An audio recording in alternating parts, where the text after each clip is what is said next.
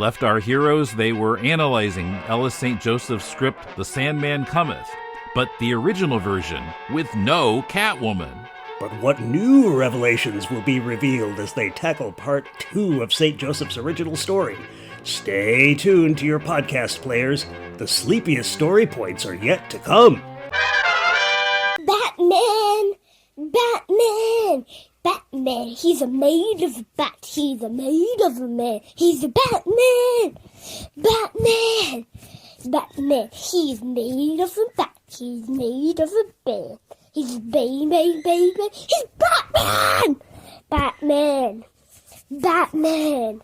He's made of a bat. He's made of a man. He's Batman! Batman! Batman! He's made of a bat. He's made of a man. Batman!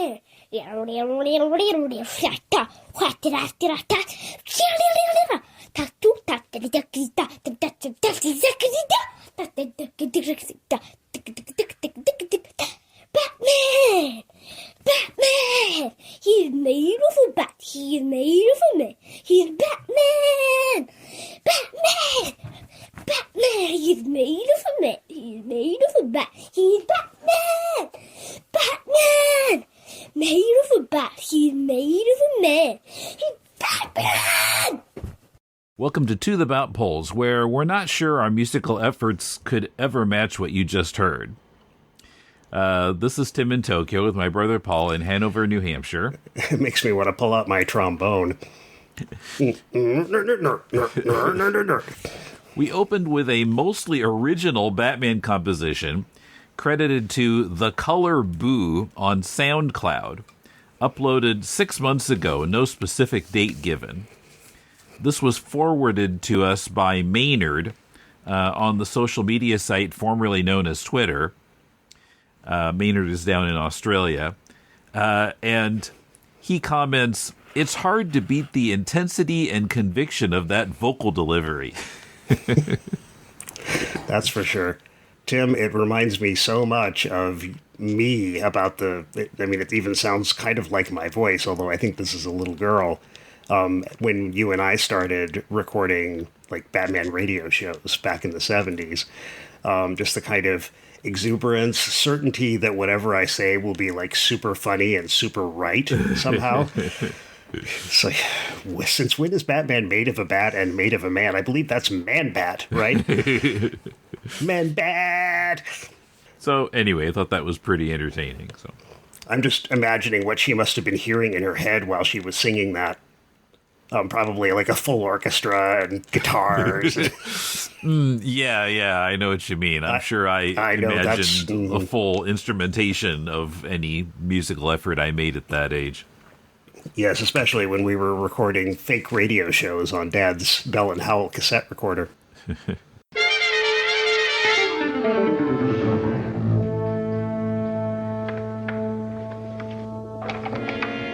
Okay, so part 2 of Sandman.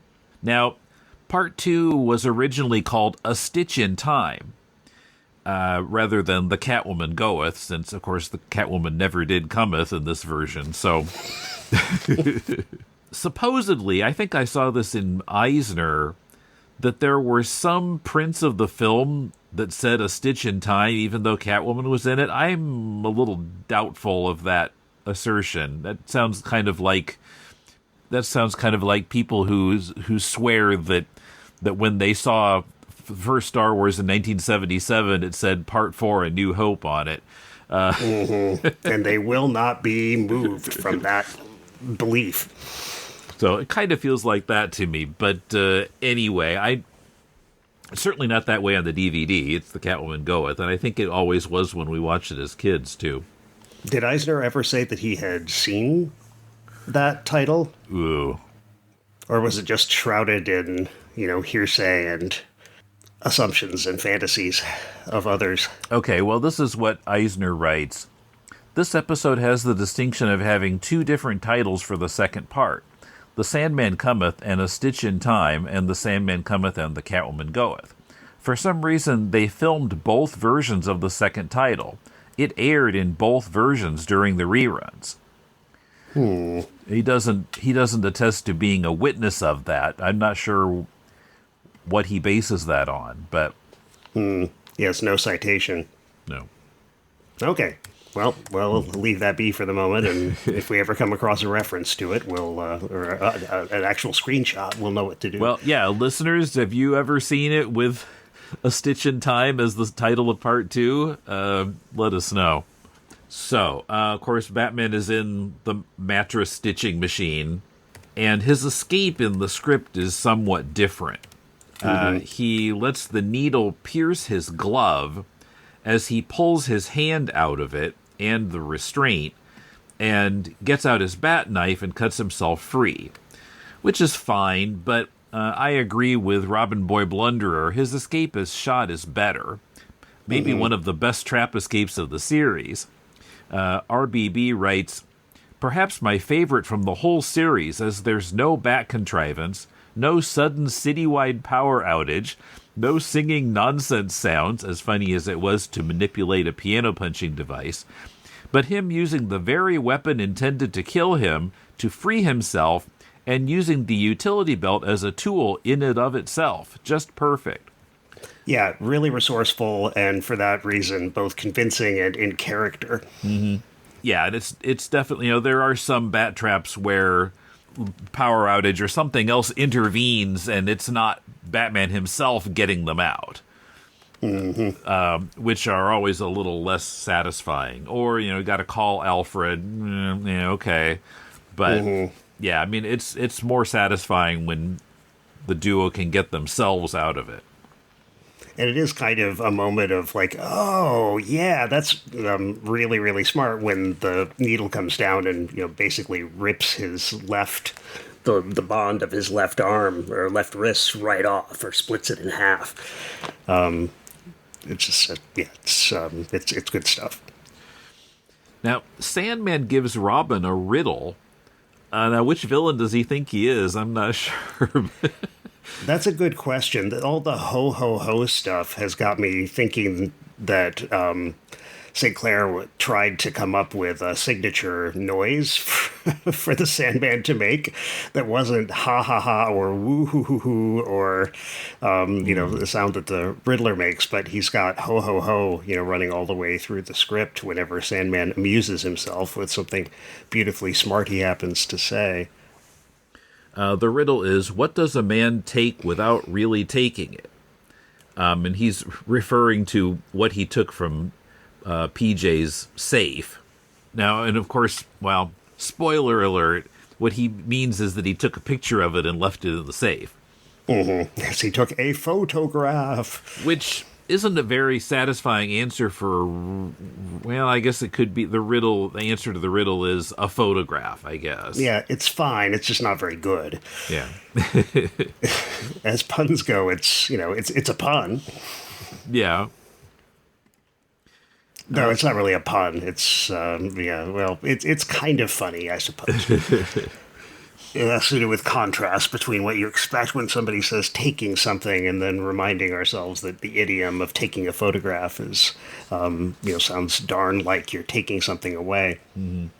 So the scene of Batman on a public phone talking to Gordon is largely intact as shot, the same as in the script, including his turning down Gordon's offer to have a cop give him a lift.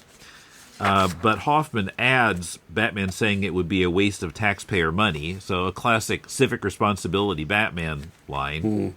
And he says he's going to take the subway, but in the script we actually see him taking the subway and giving a black lady his seat. So is this like chivalry Batman? Yes, and civil rights Batman, too. Right. It's like, Ms. Parks, at last, your seat. Then comes the scene where he arrives back at the Batcave, and it's quite similar to what was shot. The main differences are, A, there's no Elf cycle. Batman takes the Bat cycle, which sounds like a glaringly obvious solution once you see it. Sure does, but maybe the Bat cycle could only have appeared as the Batboat does in footage from the Batman movie or from some other episode. Well, no, I mean, both of the bat cycles that existed on the show were shown in things that weren't taken from the movie. No, I know that, but what I'm saying is maybe the bat cycle wasn't available. Maybe it had been stripped down and changed into something else, and so they would have had to rely on earlier footage of it. Well, I would hope not. But if they were going to show it. But, you know, why didn't they just use it? Yeah, I don't know. I don't know what Hoffman was thinking here. I mean, or if it was really an equipment problem. But, I mean, writing on the back of the Alf cycle, it seems like something Batman would say, "Citizen, don't do that. It's dangerous." Mm-hmm. And why is he doing it himself? It feels kind of out of character. Yeah, also, elder abuse. He's got a 70-year-old man, riding around with Batman on the back of his bike doing nothing to help pedal. And also, it would take an awful long time to get into town on a bicycle. Right. I'm still having a hard time understanding how the subway gets all the way out to Wayne Manor. Why would they build a subway line that went to Wayne Manor? I don't remember if it was this episode or another one, but I think there's some mention of a Wayne Manor station or something. I know, but that still doesn't answer the question. Well, maybe Bruce paid himself to have that line extended out to Wayne Manor so that he could, be civic responsibility Bruce Wayne and take public transportation. Right. Maybe. But who else is going to use it? Well, if he's paying for it, who cares if anybody else needs it? I suppose guests coming to his parties. Right. Also guest villains. If they're coming to rip off Bruce Wayne, as they sometimes do. Yeah, like even often. Joker bringing Baby Jane out there. Mm-hmm. There is something, I don't remember how I reacted to it as a kid, but I think I would have reacted to it pretty strongly when Batman walks into the Batcave and Alfred is so surprised that he's not in the Batmobile. I would have thought at the time, that's not right. He's got to get the Batmobile back. And that would be a moment of suspense in itself for 6-year-old me. So, other difference in this scene is that the Batmobile is tracked not to a rundown factory area, but to an auto demolition yard. Add a little suspense there, too. So Robin is left tied up in the Batmobile as it's headed for the Crusher. And, of course, Batman arrives in the nick of time to rescue him. Mm-hmm.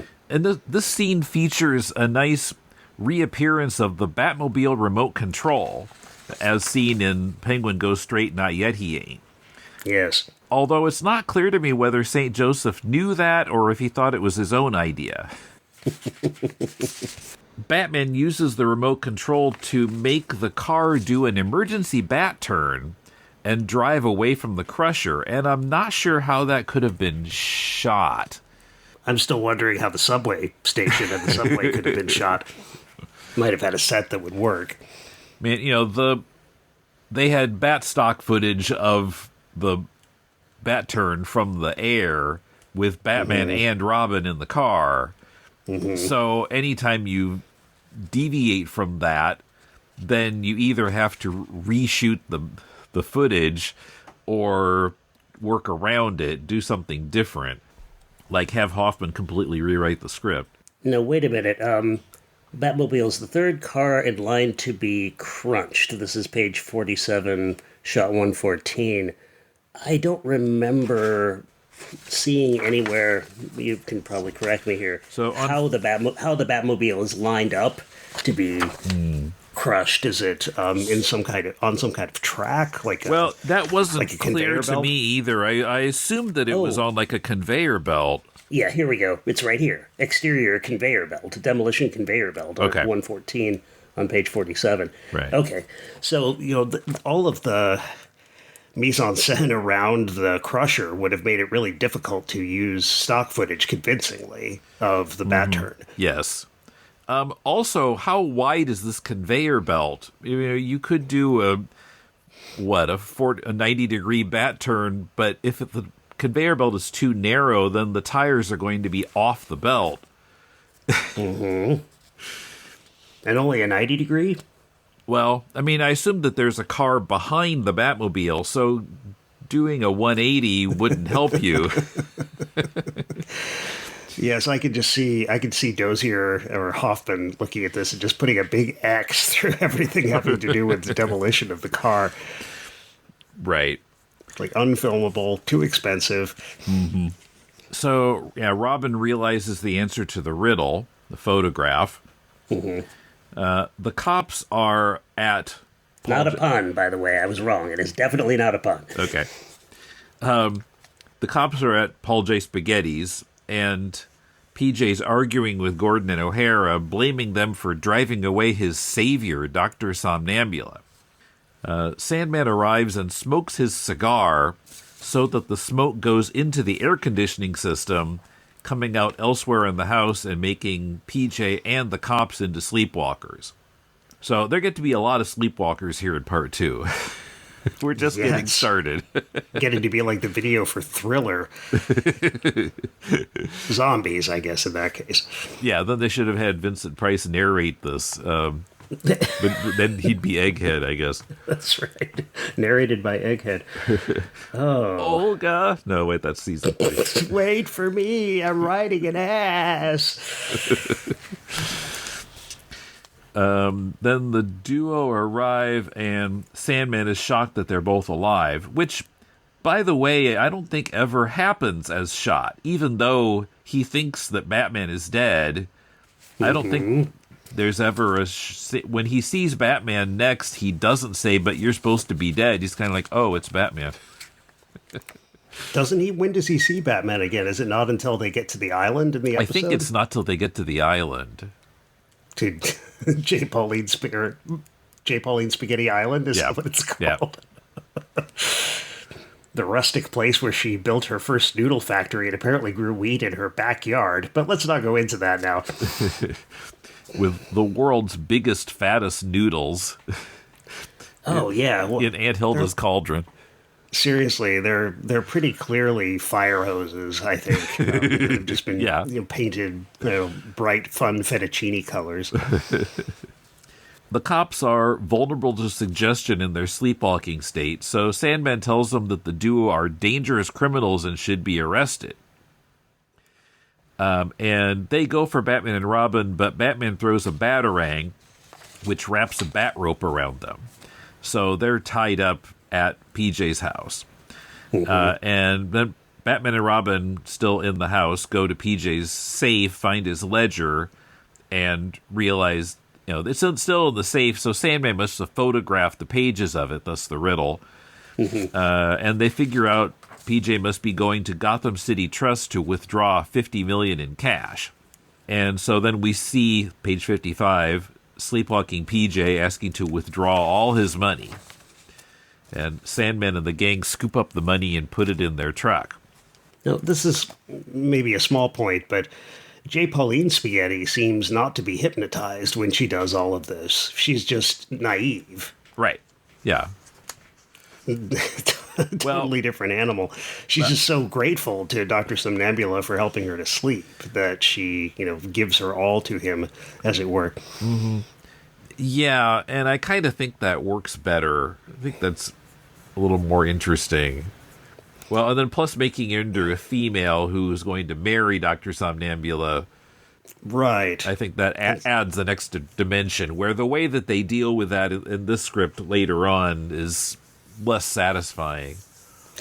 Yes, and a little strange for reasons we'll get into. But I also think it was probably too difficult or maybe just overkill to have everybody become a somnambulist. And I mean just about everybody. Yes. So, this person is actually asleep, so we don't know if they mean what they say. And Gordon and O'Hara are actually asleep, so they're easily hoodwinked. Yeah, basically through hypnotic suggestion. Everybody except Alfred and Aunt Harriet. Yeah. Pretty much the whole town is, somnambulists. Somnambulin Fest. This year's Gotham City Somnambulin Fest is getting off to a rousing start. Are you tired of fanboy comics podcasts? Looking for a show that really appreciates the comic storytelling medium and how it works? A show that looks at comics from any genre and anywhere in the world, comparing the storytelling techniques of different creators in different comics cultures, with manga, newspaper strips, European comics, and more, discussed alongside mainstream US comics. A show that includes talks with well-known creators like James Robinson and Dan Jurgens, and with less famous creators that you really should know. And hey, we'll even critique your comic. If you're looking for that show, then you're looking for Deconstructing Comics, and it's right here at deconstructingcomics.com. Also available in iTunes and on Stitcher. This is Tim saying check out our show on Wednesdays. That's Deconstructing Comics. So back in PJ's bedroom, the cops, still tied together, inch toward the phone, and Gordon manages to dial 0 and have the operator connect him with the GCPD. Thank goodness he knew the number.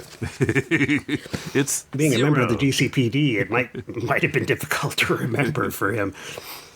Of course, this is long before 911. But. Right, of course. And the gang have just finished loading all of PJ's cash into the truck when the Batmobile pulls up. But there's some more cops who are informed by sleepwalking Gordon that Batman and Robin are wanted criminals, arrest them, and put them in jail. Yeah, that won't take up more story time than it's worth. So while they're in jail, they hear on the police station radio that PJ is going to marry Sleeping Beauty. What I have in my notes here, she's in Sandman's power. Well, yeah, it's unclear if she is a sleepwalker or not. But at any rate, she's kind of she's one way or another working for him or with him. Mm-hmm. So anyway, she marries PJ, then any money he shares with her will go to Sandman. Of course, but, I mean, Sandman's just taken all his money anyway, right? Well, $50 million in cash, but that's not all his money. Yeah, I guess there are other bank accounts elsewhere. But that's just his liquid funds, when he's walking around money. Right. So, but the legal possibilities or the legal impossibilities of just saying, okay, so my slave, Sleeping Beauty, is marrying this guy, and so as her owner, I get her, I get all of the assets that are, handed over to her. Is that the way that this is going to work? Because all I can imagine is if Sleeping Beauty isn't a somnambulist, it isn't just doing Sandman's will automatically, isn't she going to say, I could have this $50 million to myself and, run off to Cuba or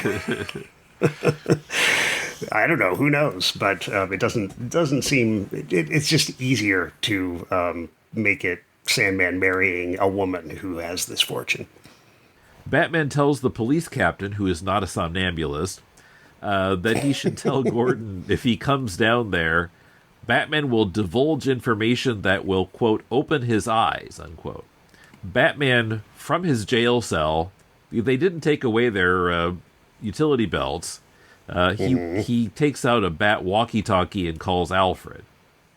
Meanwhile, at PJ's mansion, the wedding is getting underway. And Sandman says, I must remember I'm not losing a daughter, I'm gaining a fortune. And some on the board were kind of skeeved out that Sandman might be pimping out his actual daughter, but others thought it was just a figure of speech, and that was how I took it. Yes, me too.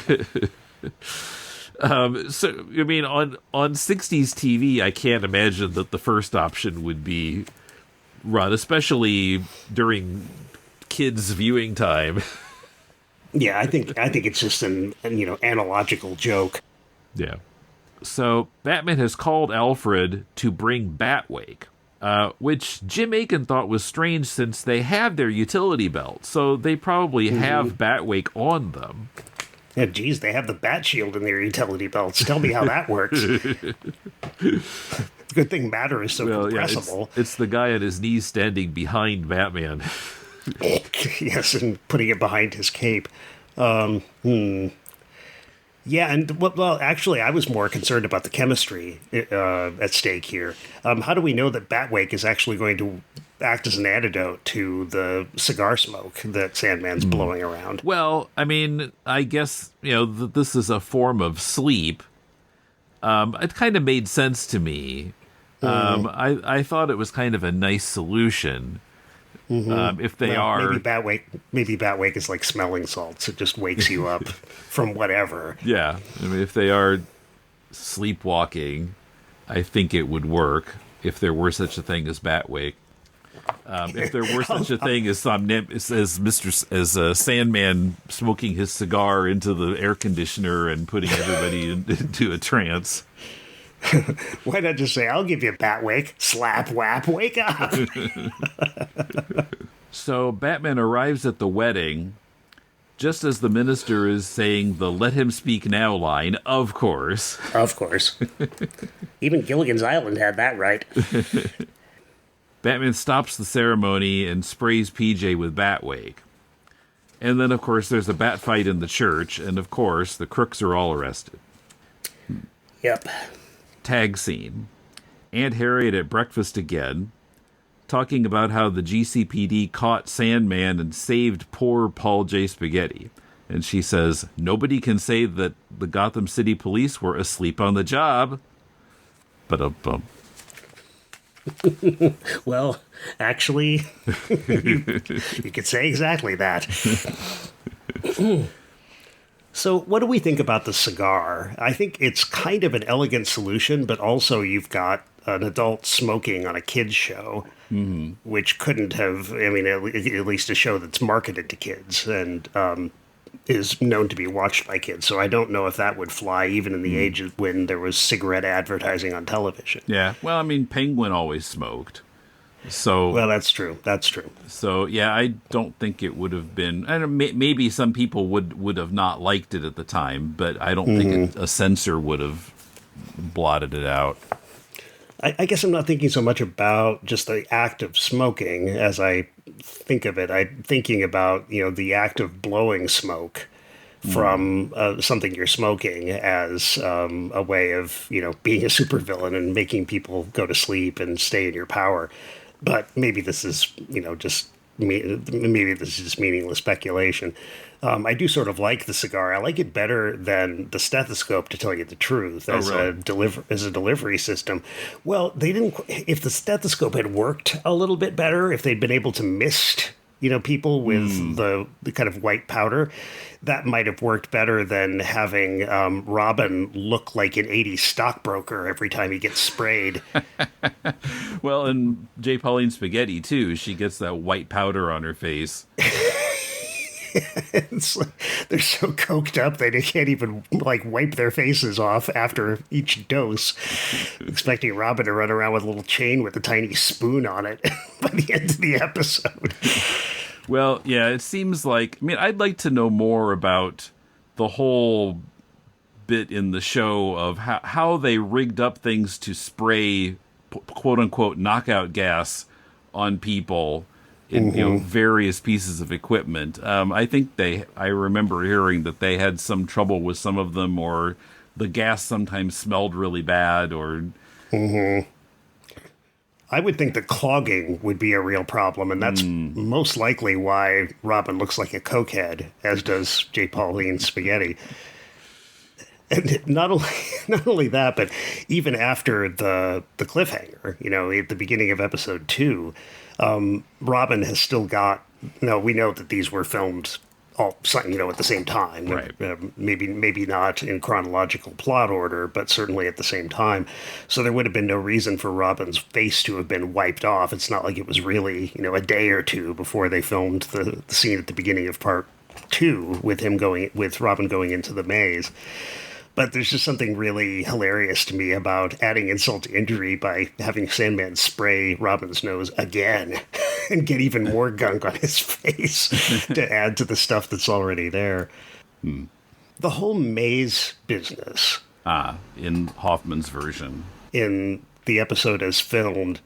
Yeah, I let's thank our lucky bats that this scene wasn't in a script from from season 3, because the maze probably would have been just painted on the floor, or maybe even they use painter's tape to make the maze and pretend that they're running into walls and getting electrocuted when they run over it. But it still doesn't look all that great, and certainly not very convincing. But they did what they could. You have to assume that it's much larger. It's like a predecessor to a season 3 set. Mm-hmm. Well, they've done really well in the entryway, where, here's where you go in and here's where you go out, Catwoman says, and the doors are right next to each other, and you can see, kind of airbrushed cat paintings, like something off of a, freak show advertising sandwich board at, a small town carnival.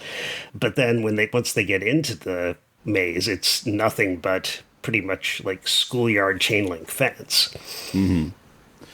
Anyway, I'm not complaining about that. I think it's not bad. It's not badly done. I just wonder how they ended up at that solution to sort of put. Maybe it's because they had a better tag, because the tag as shot is about whether Aunt Harriet will put a maze, like a hedge maze, into the front yard of Wayne Manor. Mm-hmm. And Robin, of course, kind of clutches his throat and says, "Do we have to make a maze?" Right. And then we find out how Batman made his way into the maze, because it followed a typical pattern of mazes. Mm-hmm. You see, most mazes are based pretty much on the same pattern. Upon entering, you turn to your left. Then on the first 2 occasions where you have a choice, you keep right. Thereafter, you keep to your left. Is that how you found? Is that how it's done? Yes, that's how it's done, Dick. Which may or may not be completely fabricated. Yeah, I have no idea if that's actually how mazes work. The thing that always bugs me about the maze is that, the chain link fence, I'm sure they went with that because it's easier to shoot through than a solid wall. But, oh, sure. But at the same time, that also would seem to me to make it easier to get out of, because you can see the whole room. You can see the whole maze from where you're standing.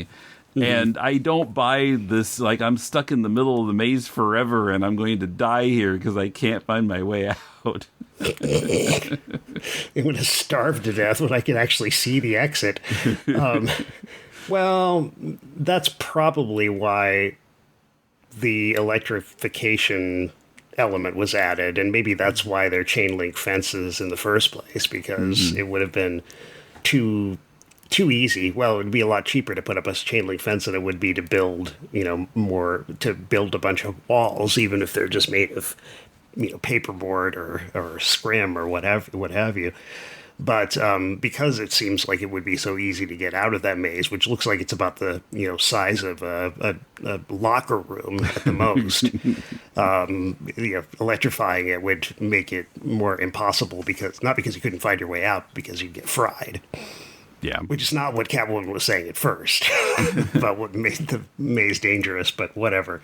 Yeah, but I think you could look through the chain link and find your way out without actually touching it, but I don't think know. So. But I would think so. I think, we just have to kind of go with it, because they couldn't maybe do it as convincingly as you would need to on their budget. So, well, and about policewoman Mooney, whom Robin finds in the midst of the maze, when she stands up and she's wearing, basically a Wilma costume from the Flintstones, the leopard skin, I had forgotten that the various, kittens Catwoman gathered around her all wore that costume. And so I wondered if maybe she'd become like a primitive cave woman after having been in, the maze for like 12 hours. I've gone back to nature. And she has this kind of dazed, well, she always had a dazed look in her eye, even in part 1, but she has this kind of dazed, like, there's no way out for me or for you, Robin. I think there were possibilities for that character that just never got realized. Mm-hmm. So what do we think? Do you think Catwoman and the changes to the script make this episode more salvageable than it might have been otherwise, or do you think it would have been better as written? Boy, I don't know. I think there are good things about each. And I'm not sure. I mean, aside from the obvious attraction of looking at Julie Newmar, I'm not sure. I mean, Catwoman doesn't really add that much to the story. I mean, it's still primarily Sandman, even though it's supposed to be a double billing of villains. It's clear who's doing most of the crime. Catwoman as Sleeping Beauty never quite makes sense. She was apparently kidnapped, and then she just shows up at the TV studio with no explanation. And I mean, I guess they do say that she was sprung or she escaped or something, and that's Gypsy Rose Lee, by the way, playing the newscaster. Yes, and I mean, I guess that scene in both versions serves the same purpose, to let Getty, of whichever gender, know about Dr. Somnambula, so that he or she will call and make an appointment. Or to let whatever rich... I suppose, I don't know how much Sandman cares, just somebody rich to call and hire Dr. Somnambula. Yeah, I mean, considering how little sex has to do with any of this, Sandman could have just married Paul J. Spaghetti. Well, it's going to be a completely chaste relationship, of course. I got to say something else though about the way that plays out as filmed. Two things actually. It's because Catwoman and Sandman are actually at odds with each other, and we hear each of them talking to their henches about the other and how Sandman's going to betray Catwoman, Catwoman's going to betray Sandman down the road. I guess it makes sense for them to be split up when it comes to incarcerating them. So it's the GCPD shows up and arrests Catwoman, and then she's gone. Like, that's the end for her back at the lair, because Sandman has given Batman, or has actually given Gordon, right, the address of Catwoman's lair, so that the police can go straight there. And that's in the shot version. So, although that's kind of weird because it means that the final bat fight ends up being pretty tiny. We hear Sandman whistling for more, for reinforcements, but I think only one more person shows up, like one hench who's never appeared before the episode, apparently was planted on Pauline J. Spaghetti Island and just pops up from behind, some stuff in the factory. I wasn't watching how many henchmen there were, although I think in the part one bat fight, there are at least 2 extra henchmen along with Nap and Snooze. Right. Oh, and maybe if Sandman could call upon his own badly cast, non-lookalike stunt double to fight alongside them, then he'd have even more people to punch Batman and Robin out. The other thing I wanted to mention is I kind of love the bit about J. Pauline Spaghetti having plaques to all of her husbands, and then the final plaque is reserved for Michael Rainey. for the Sandman. That's really funny. Except, is there some kind of weird, like, bizarro Mormonism going on here, where all of her husbands have her last name? Or, incest is best? Is that the theme of the show, of this episode? Or maybe it's like, it's a culture where the men always change their name to the woman's family name. What, because she grew up on J. Pauline Spaghetti Island? Well, she's like in a matrilineal culture? She's the one with the money, so... Well, yes, I guess she gets to make whatever decisions about matrilinearity or whatever, but it is it's a funny bit, but it doesn't hold up for more than about 1.5 seconds before you think, hey, wait a minute. It just occurred to me that she is one of 2 characters on Batman whose family name is Pasta. Yes. You're right. And who's the other one, Tim? Lola Lasagna. Then there's, Freddie Fettuccine and Mac Macaroni. Yeah. Anyway, for a pasta factory, again, shades of season three's set dressing. For a pasta factory, there sure isn't anything anywhere to be seen that looks anything like something you would make pasta with. What, they just have a pot for like taste testing that they've ripped off from Marcia Queen of Diamonds' aunt? Lots of colored water. Yeah, and why is the pasta mix red? Did somebody get pasta mix as an idea mixed up with like tomato sauce or marinara? I just don't understand. And and it actually looks like there's blood all over the floor as well. Yeah. Like, oh, Nap is dead. Now Snooze is dead. He's not just asleep. He's dead. Major head trauma. Yeah. Like I said, bodes very badly for season three, as we, as we well know. But it's, already 3/4 of the way there, unfortunately. It's such a shame too if you think about how season one's set design and production design is so, amazingly tight and just, really, really carefully put together. They're still trying, but they're clearly running out of money. Mm-hmm. Yeah.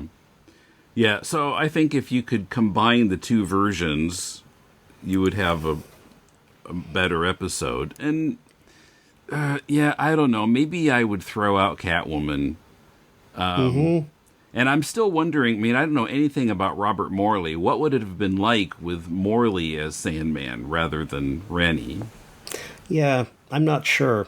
I don't, frankly, have any problems with Rennie. I think if Rennie had had more to do, if he had been able to, be the only villain in the episode, then he might have been able to build something up. I kind of enjoyed his reaction to possibly ending up, basically a disembodied head on J. Pauline Spaghetti's wall. Well, it's like, oh, wait a minute, maybe I spoke too soon about getting her fortune. His best moments in this are silent reaction shots. Also in part one at J. Pauline Spaghetti's place when she's pulling all that money and jewelry and everything out of her dressing table, and he just looks so like, you keep all that stuff, all that valuable stuff right here in your dressing table. And, when you rehearse, even if you don't have a lot of time to rehearse for a television show, you still have to rehearse a little bit. You start to lose that ability to look surprised at something new. Like, when I was in a play in college, I was in One Flew Over the Cuckoo's Nest, and one idea that ended up coming to fruition was that when McMurphy shows up, the Jack Nicholson character in the film, shows up at the mental institution, the first thing he does is show off this set of pornographic playing cards. And the first time he pulled them out, none of us, I was one of the inmates in the play, none of us knew that was going to happen. And they told us our reactions were spectacular, but that we were never able to reproduce them. Because the real surprise was never, we were never able to get that back. We weren't, good enough method actors. So for Rennie to look as surprised and perplexed as he does in those reaction shots that you and I were just bringing up as, good moments for him, not easy to do. I still can't get over the fur coat, though. What does a fur coat have to do with Sandman? Is it part of the mythology of Sandman as figure from children's nightmares or dreams or whatever? I liked your idea in part one of our discussion that it had something to do with German Expressionism and Fritz Lang? Oh, right, Fritz Lang with his fur coat and monocle, yes. Which, and in the script, Sandman also has a monocle. So I think that's probably what St. Joseph was thinking. Right, but at this point it just becomes a leftover because there's no monocle. Right, and there's no Robert Morley. And, only one of the two henches looks kind of like a real, quote unquote, a somnambulist from like the cabinet of Dr. Caligari with the dark circles and everything. It pulls it off convincingly. The one who doesn't speak. Right. Snooze, right? Would that be Snooze? This Nap. Okay. Yeah, Snooze is the one who looks like Oliver Hardy. Yes. Yeah, and he doesn't really work as a sleepwalker from Dr. Caligari because he smiles too much. The script says they're not supposed to smile. Yes, he's too zesty. Yeah. Sawate. My name is Stella, and I am the host of Backrow to Oracle, the Barbara Gordon podcast. Backrow to Oracle is a podcast dedicated to Barbara Gordon, the first woman to hold the mantle of Batgirl for an extended period of time, roughly 1967 to 1988. The goal of Backrow to Oracle is to examine the character's history from her first appearance as Batgirl and continuing through her tenure as Oracle. Each episode looks at a vintage issue of Detective Comics or Batman, as well as other books like Justice League and Freedom Fighters, and modern issues of Batgirl and Birds of Prey.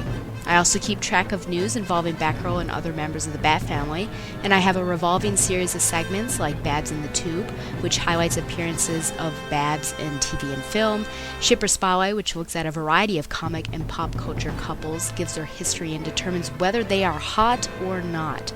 Reading with Stella, which could be described as an audio drama, or just me reading a book that relates to Babs or doesn't, and of course, the mainstay literature recommendation.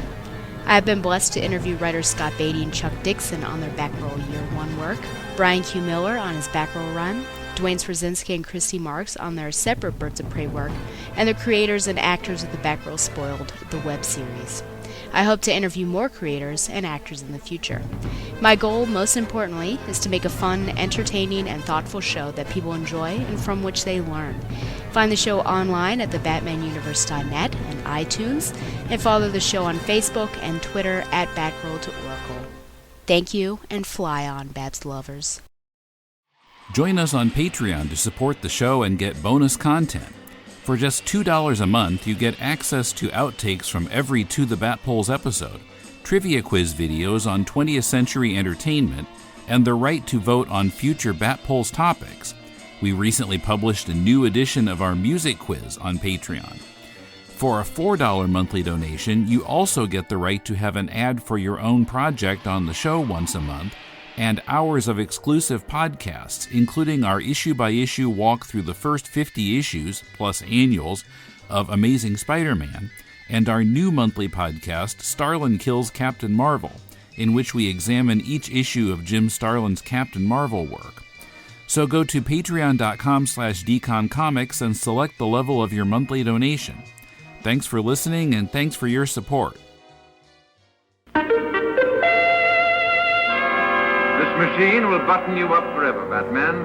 Catwoman and Mr. Sandman team up to make double trouble for Batman in Wednesday's adventure at 7:30, 6:30 Central Time.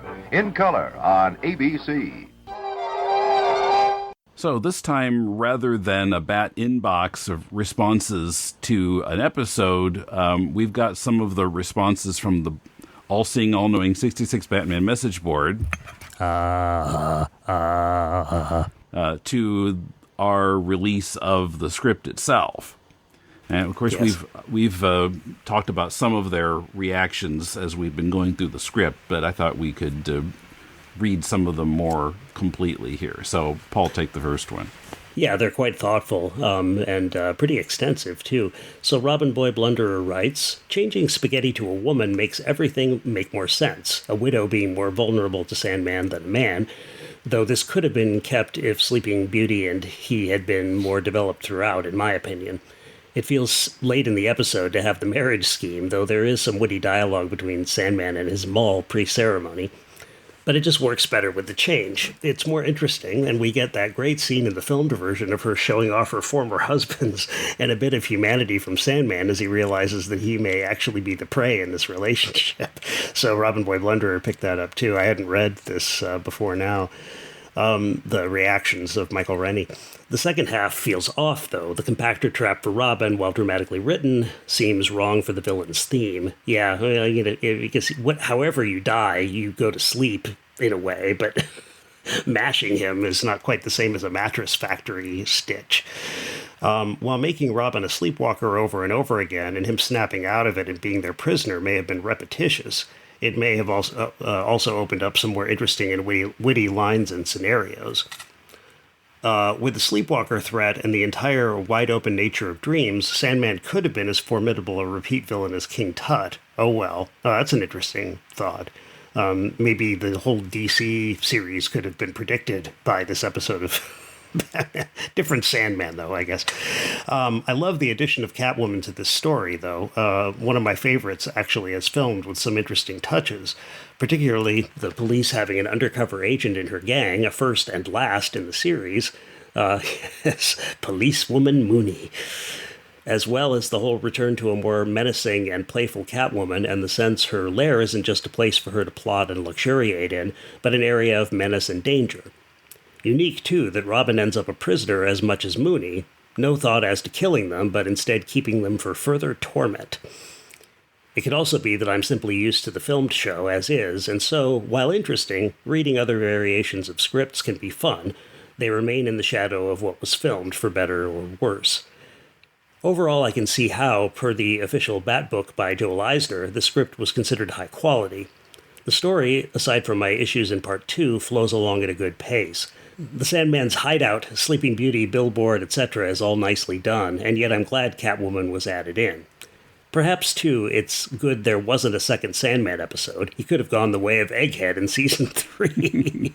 Oh, God! Or maybe Catwoman. Wait for me.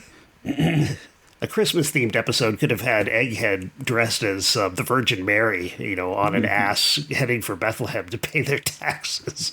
But that would have been sacrilegious, I think. So I'm going to link to these, of course, in the show notes, so you can follow the link and look at the photos that Theron of Andor published on this thread of his homemade Sandman action figure. And then Jim Aiken wrote, befitting a seasoned and successful scriptwriter, and surprisingly unlike some of the other draft scripts reviewed on To the Bat Polls, Ellis St. Joseph clearly paid enough attention to the series to get the characters and tropes that made the show work. Yeah, I was going to mention, too, that the fact that he mentions Batwake in the script, that means he's been paying attention, because I'm sure he wouldn't have come up with that on his own, just to be exactly what had already appeared on the show. Yeah, too big a coincidence. In fact, some of his scenes, the elevator shaft bat climb, the trek to the skyscraper observation deck, and its prominently labeled telescope, feel like pure celebrations of Batman-ness, fun for their own sake but unnecessary to the plot. Sadly, that made them unlikely to have been shot, even with Season 2's relatively leisurely production timelines and budgets. Charles Hoffman's similarly fanciful additions, the Bat computer spewing pasta, Bruce and Dick camping out, notwithstanding its future importance to the podcast, were more practical. But to me, they feel extraneous in a less fun way than St. Joseph's best bits. Isn't there a St. Joseph's baby aspirin? Yes, I think of that every time I read his name. Thank goodness for St. Joseph's. I even remember the darn jingle. St. Joseph's script also included something I've enjoyed in some of Semple's drafts, compelling language in the stage directions, presumably intended to engage the producers and make the script stand out. For instance, I grinned at the stage direction that followed Batman's warning to Robin, "Let's beware and be wary." The direction is, "Warily, they open the door." That's a really good point, Jim.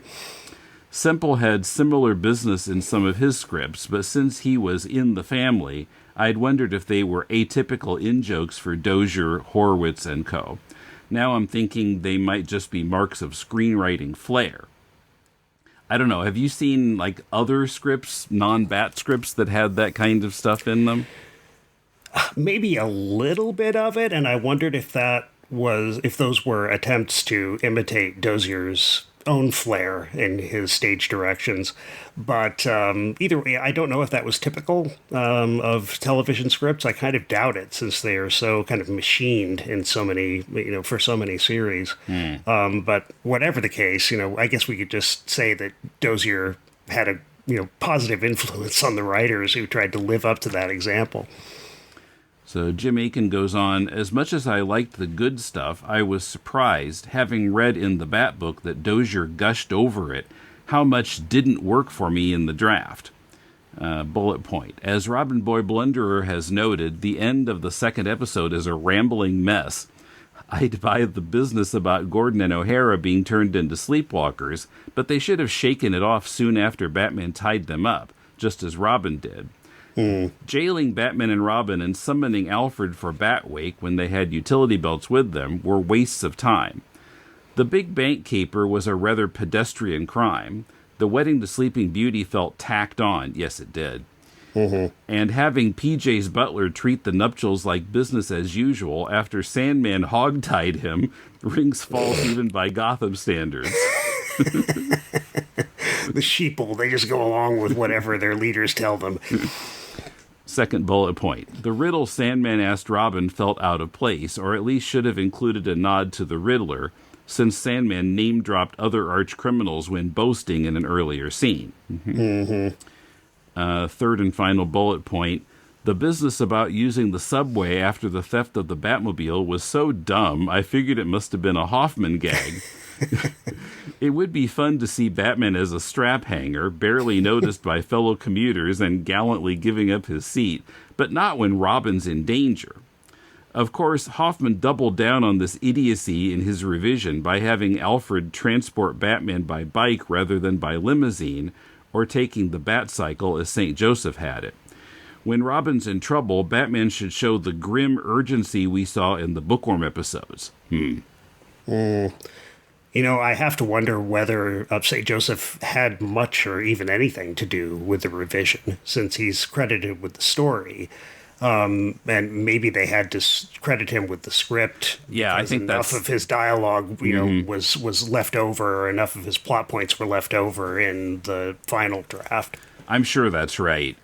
I mean, we've seen a few other scripts that worked that way. What was the King Tut one that had been written by a male-female couple writers and then was revised by Stanley Ralph Ross? I'm sure that's how it worked. It wasn't Hoffman and St. Joseph sitting down together, because St. Joseph hated what they did to the script and chased away Robert Morley. Right. So let's see. Is this the last comment by Chris B.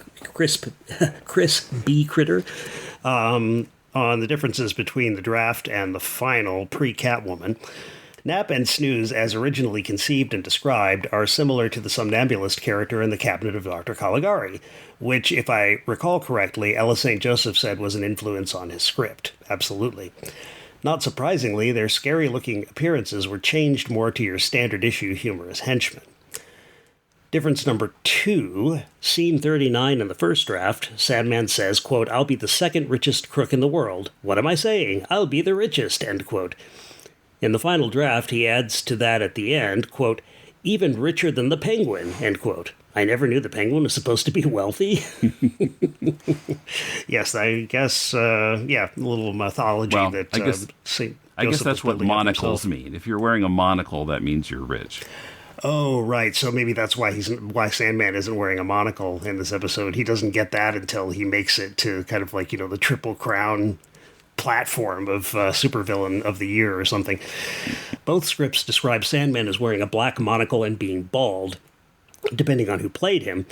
Add to that the constant ho-ho-ho laughter and big self-adoring ego, and it makes me wonder whether St. Joseph was thinking more along the lines of Otto Preminger rather than Robert Morley. Well, that's a good point. Viled. I was thinking Viled. I was thinking Jolly Green Giant, but that's, ho-ho-ho. Yeah, he wasn't available. Yeah. That's right. He'd been vying for it. His kids had been bugging him to get on the show for a long time. But finally Sprout just had to, lump it. Difference number 3, scene 151 in the first draft ends with Commissioner Gordon on the phone, roars, "Get me police headquarters!" Final draft adds, quote, "Operator's voice answers, quote, you may dial that number direct." 60s phone joke. Oh, good point. So, as we mentioned in a recent episode, the Batman reunion from Fox TV's The Late Show, hosted by Ross Schaefer from 1988, has reappeared on YouTube. Actually, there are 2 different versions of it. I think one with commercials and one without. Years ago, we talked about some of it. I mean, there was just a partial video of it on YouTube at the time, but very partial, like a fragment. Now the whole thing is there. So next time we're going to talk about that. Woohoo! So yeah, it's. I watched some of it, and I already have things to say about it, even though I haven't watched the whole thing yet. But well, I guess that's a good sign. Yeah, I think we'll have plenty to talk about. Maybe we have to do a two-parter again. Yes, we'll have to come up with a good trap for the cliffhanger. So, and we're going to try to do that in 2 weeks again. So you won't have to wait a whole month to hear that. And so we'll see you in 2 weeks at the same Bat RSS feed.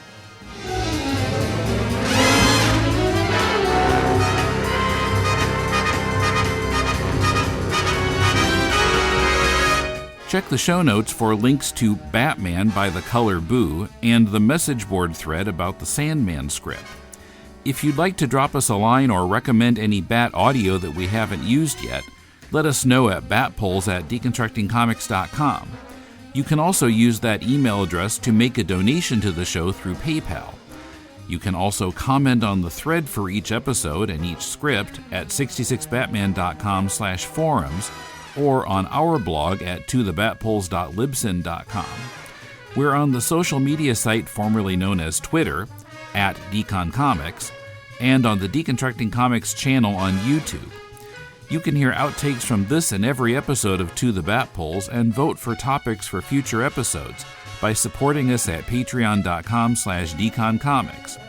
You can also help us out by shopping via deconstructingcomics.com/Amazon, by sharing our episodes on your social media, and by subscribing to the show on Apple Podcasts or wherever you listen. And spread the word. Let all your friends who are Batman 66 fans know about the show. In 2 weeks, we discuss the 1988 Batman cast reunion on Fox TV's The Late Show, hosted by Ross Schaefer. See you then.